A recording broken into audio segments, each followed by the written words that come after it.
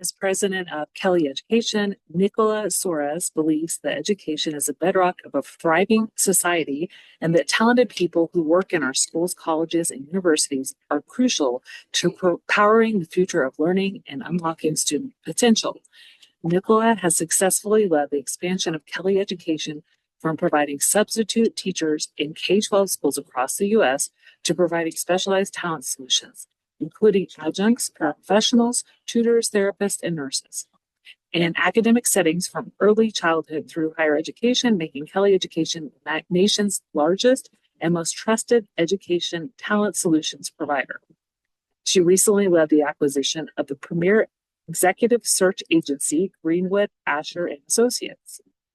The firm's reputation for inclusion and diversity in academic leadership, placements, and higher education is unrivaled.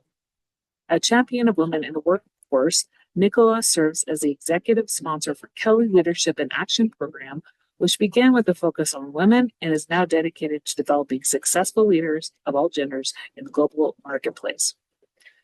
She's also the executive sponsor of Kelly Latinx Affinity Group, an employee-led community focused on building a more inclusive workplace.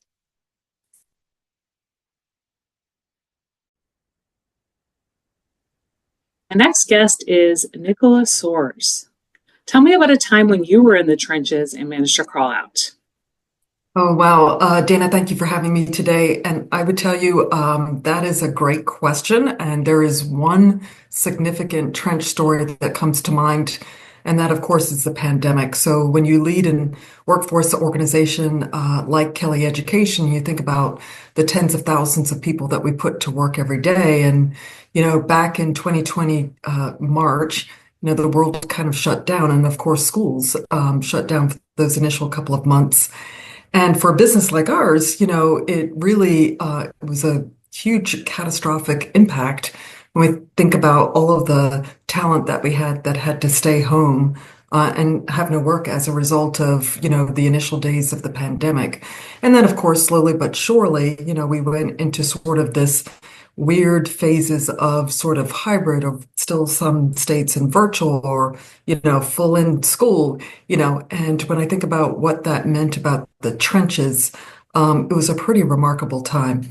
I would say about a year and a half later, it occurred to me that, if we were going to wait for yesterday to come back and what it was like prior to the pandemic, it was going to be an incredibly long wait. So myself and team really decided that really what we were entering into was going to be a new normal, and that really education in terms of, how we, source and recruit and send talent into assignments was going to evolve. It was going to change. And so really the trenches for us really was a time of what I would consider magical thinking, innovative thinking, a different type of trusted partnership with our clients, and more importantly, our talent, who we consider to be our clients as well.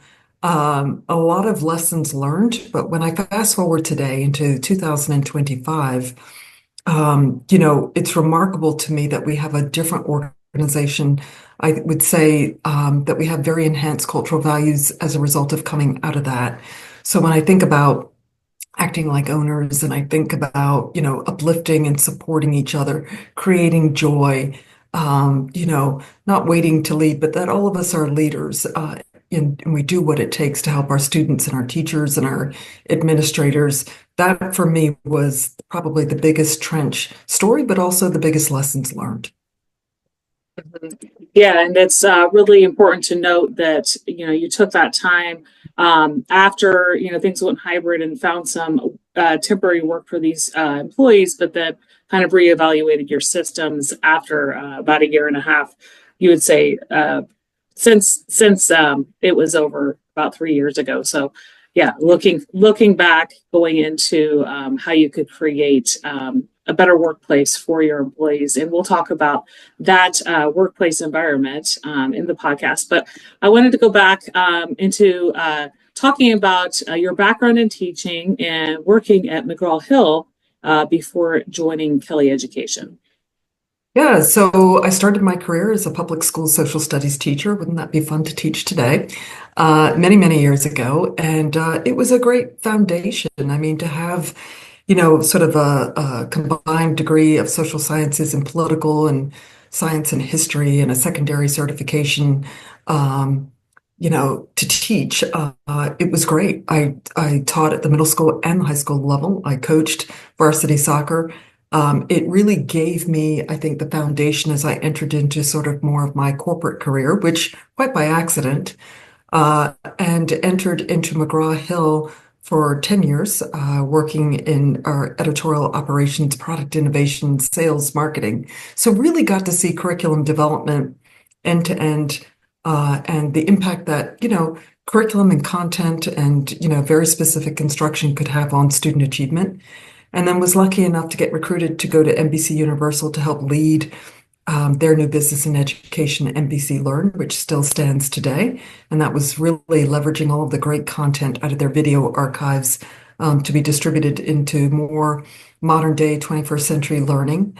And then got recruited to lead the education practice at Kelly Services.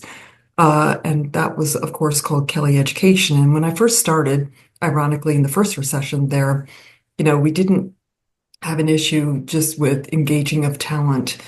It was more of an issue of just trying to find opportunities for substitute teacher programs. And then, of course, fast forward today, we've, built an organization that really serves with all sorts of different human capital solutions and strategies, along with staffing. So in academic classrooms, special needs, paraeducators, special ed teachers, therapists, speech, physical, occupational, and we also have executive search practices for higher ed. So, to me, the definition of education is workforce development. So my current role, I really do believe is an essential service. I believe that there's a lot more that we can do to distribute talent to any school of any size. So I'm, excited about the future. I'm excited about what we bring to the table, which truly is a talent supply chain that helps and supports that student achievement and the outcomes that we want to have. We talked a little bit about the different staffing solutions because I think when people think of Kelly Education, they only think of substitutes. So, talk to Leah a little bit about the differences between when somebody wants to be hired on to work as a substitute teacher, what the requirements are, versus if you're looking for an OT or a PT or somebody who's going to be there more as a long-term coverage for PT, for example. Yeah. Yeah. So, there are different needs that schools, whether public school districts, charter schools, private, parochial schools, independent schools, have. The core of what we do is substitute teachers. It's those daily, absences that, come upon us if there's like a last minute illness or maybe it's a planned maternity leave.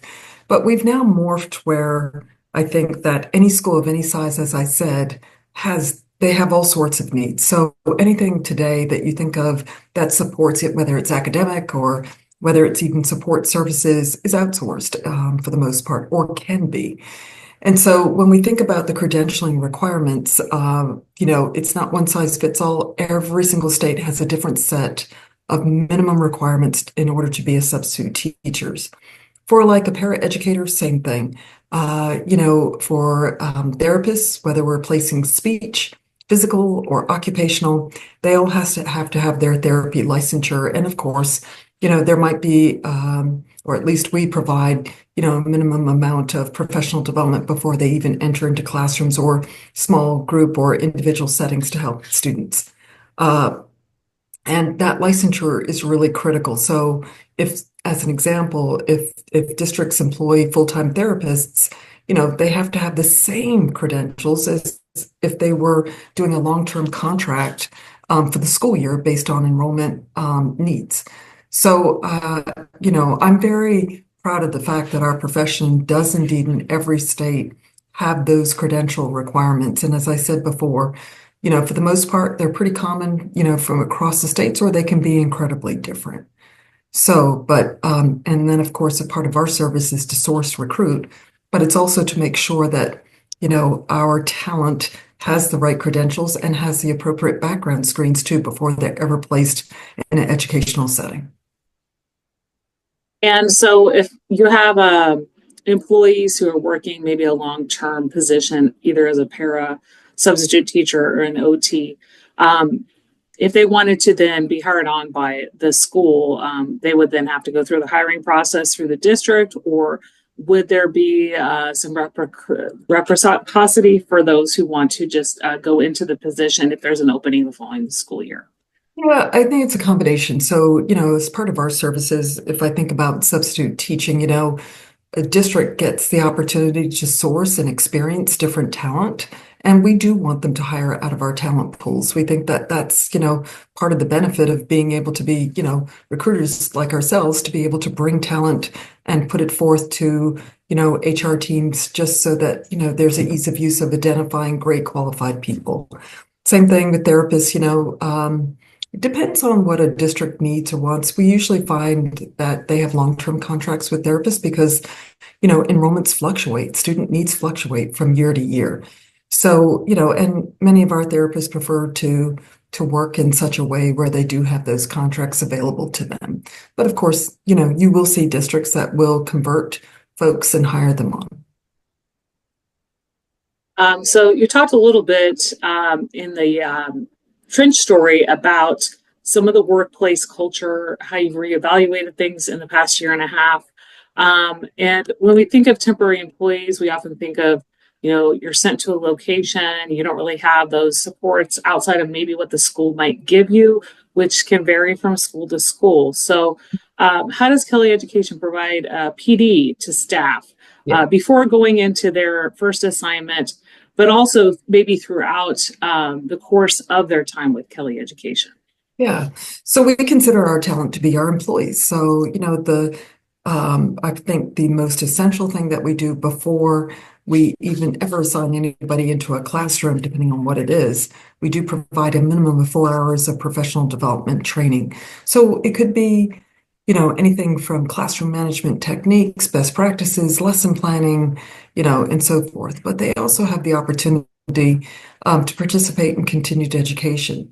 Most of our school client partners, they also, they consider their substitute teachers to be an extension of their workforce. So our talent is regularly invited into faculty meetings or into their professional development, which I think is great.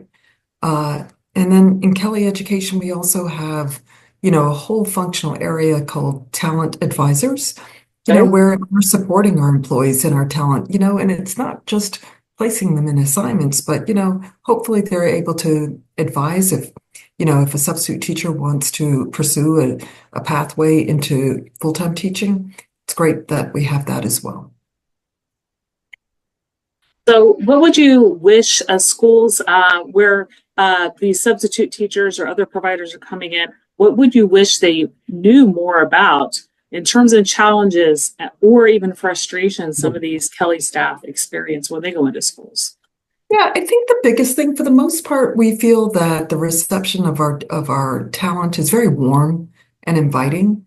But I will tell you, imagine if a substitute teacher walks into a classroom that they're supposed to cover and there's not a lesson plan there, right? So, it's having those support materials there that, so that they can effectively do their job and to be able to instruct. That's really, really important. The other always, piece of advice that we give, especially to building principals or school secretary, whoever, is that we want to make sure that our talent is greeted, or maybe the like an assistant principal pops their head into, hey, welcome to the building, let me know if you need anything. That's always very helpful. If there are building protocols, whether it's school safety or in the event of emergency, where does a substitute teacher look for that? And typically there's always information. They're given guidebooks that's posted in a classroom or what have you. So it's just really about those little touches of engagement that I think are the most helpful things. Does it vary a lot from state to state in terms of some of the expectations? For example, if somebody's hired in one state and wants to work for Kelly Education in another state, and those districts there might use different protocols. Is there a separate training that must be done, or could they just start working in another school? Yeah, great question, actually. So our guidance always is that our talent, they need to follow the building protocols or rules of a district or what have you, because it can vary sometimes. And so that's always the best, I think, course of action to do that. And that's worked out really well. So, you provide some speaking engagements and you do writing as well. Where can people access that? Yeah, I think if people have an interest to learn further about our services or just thought leadership on human capital, to go to kellyeducation.com and fairly intuitive website. They can find all sorts of things there. Okay. Well, we've had a great chat today around what Kelly Education does, and also the trench story around how you shifted the workplace culture for Kelly Education a few years ago. Out of everything we've talked about, what's one thing you'd like listeners to remember? Wow. The teaching profession is an honorable profession, but I would characterize the teaching profession under a sort of a national crisis right now.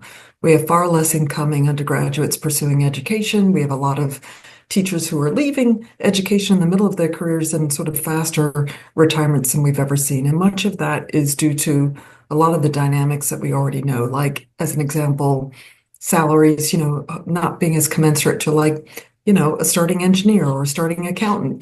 Those we need to value our teachers just as much as we value any other profession. The support system, teachers are asked and building principals are asked to do so much and to recognize that work. So if you can imagine, not having good teachers in the classroom, I think is very cornerstone to what we do as a society, that we need to put a focus in to make sure that our teachers are well paid, well supported, and also that the profession is well revered and respected.